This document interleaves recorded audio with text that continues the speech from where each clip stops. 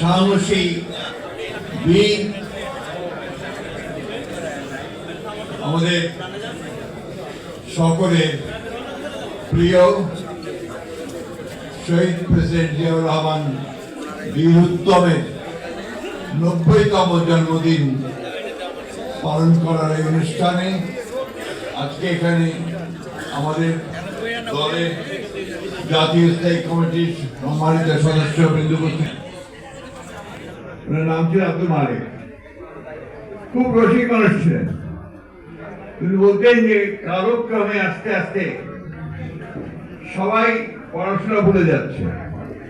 আগে বলতো যে পড়াশোনা, তারপরে কি হলো দেখাশোনা, এখন শোনাবাদ চলে গেছে দেখা। এই যে একটা সমস্যা তৈরি হয়েছে, এটা থেকে কিছুক্ষণ অন্তত যদি আপনারা একটু আমাদেরকে সময় দেন, তাহলে আমরা আমাদের দায়িত্বটা একটু পালন করতে পারি।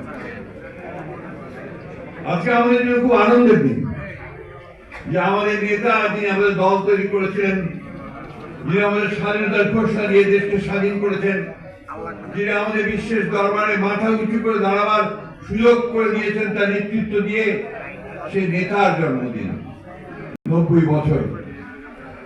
আমরা কি সেই আনন্দ আমরা উপলব্ধি করতে পারছি?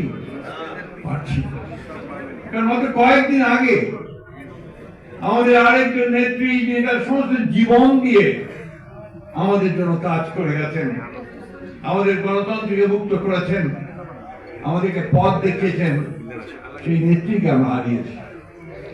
এই দেশের কোটি মানুষ সেদিন সমবেত হয়েছিল ওই পার্লামেন্ট চত্বরে, কিন্তু পার্লামেন্ট চত্বরে সেটা থেমে থাকেনি।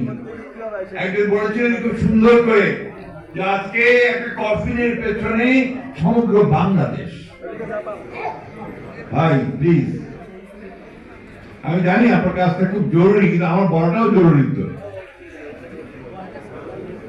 এই যে একটা মানুষের পেছনে সমগ্র বাংলাদেশ, আর একটা মানুষের ডাকে সমগ্র বাংলাদেশের মানুষ যুদ্ধে ঝাঁপিয়ে পড়লো, তাদেরকে আমরা যদি হৃদয়ে ধারণ করি, তাদেরকে যদি আমরা অনুসরণ করি, আমাদের আর কোনো কিছুকে ভয় করতে হয় না। আমাদের সামনে কেউ দাঁড়াতে পারে না, কারণ আমরা যাদের নেতৃত্বে দল করছি, সংগ্রাম করছি, লড়াই করছি, তারা অনন্য, তাদের কোনো তুলনা নেই, তাই না বন্ধুগণ? আজকে সেই জন্য তাদের প্রতি গভীর শ্রদ্ধা দিয়ে দুটো চারটে কথা শুধু বলতে চাই। শহীদ জিয়া সম্পর্কে আমাদের সিনিয়র নেতারা বলেছেন, আমরা বারবার তার কথা শুনেছি, বলেছি, বই পড়েছি, অনেক বই পড়ি। যে বিষয়টা আমাকে মনে হয়, আমার কাছে মনে হয় গুরুত্বপূর্ণ, যে শহীদ জিয়া আমাদের একটা পরিচিতি দিয়েছেন, আইডেন্টিটি। বাংলাদেশি জাতীয়তাবাদের দর্শনের মধ্য দিয়ে তিনি আমাকে আলাদা করে একটা পরিচয় করে দিয়েছিলেন পৃথিবীর কাছে। বাঙালিতে আরো আছে, পশ্চিমবাংলা আছে, বাংলায় কথা বলে, কিন্তু এই অঞ্চলের, এই ভূখণ্ডের আমরা যারা এই অঞ্চলে বাস করি, তাদেরকে তিনি বলেছেন যে আমরা হচ্ছি বাংলাদেশি। এই পরিচয়টা তিনি আমাদের দিয়েছেন। আর কি দিয়েছেন?